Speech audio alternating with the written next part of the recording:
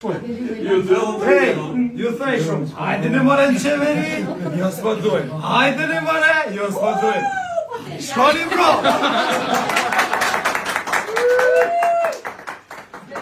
Edhe shkun. Lëvizja vetëvendosje ka dalë fituese absolute e zgjedhjeve, duke shkatruar opozitën dhe duke hapur rrugën për krijimin e qeverisë vetme, pa pasur nevojë për koalicione.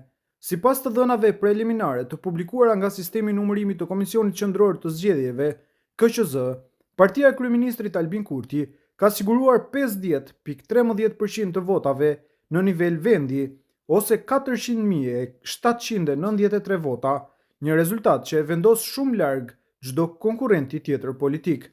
Ky rezultat nuk është thjesht fitore, por dominim i qartë politik.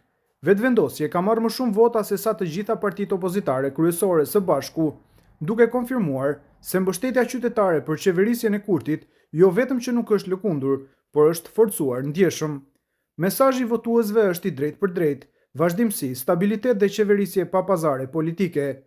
Në vendin e dytë është renditur Partia Demokratike e Kosovës PDK me 20.94% apo 176.000 vota, një rezultat dukshëm më i ulët krahasuar me diferencën e madhe që e ndan nga fituesi. Lidhja Demokratike e Kosovës, LDK, ka përfunduar e treta me 13.93% ose 111.000 vota, duke dëshmuar rënien e vazhdueshme të partisë që dikur dominonte skenën politike.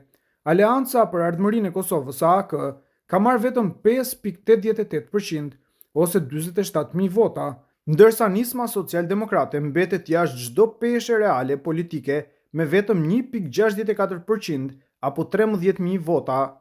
Sipas panelit informues të KQZ-s, deri në momentin e raportimit janë numëruar 824.850 vota nga gjithsej 1.999.204 që përbën 41.26% të përpunimit të pjesëmarrjes.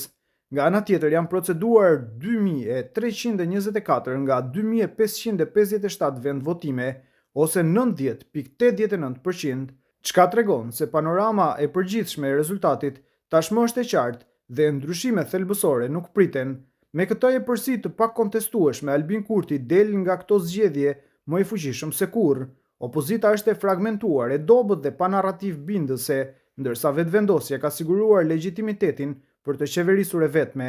Rezultatet mbeten preliminare, por mesazhi politik është përfundimtar.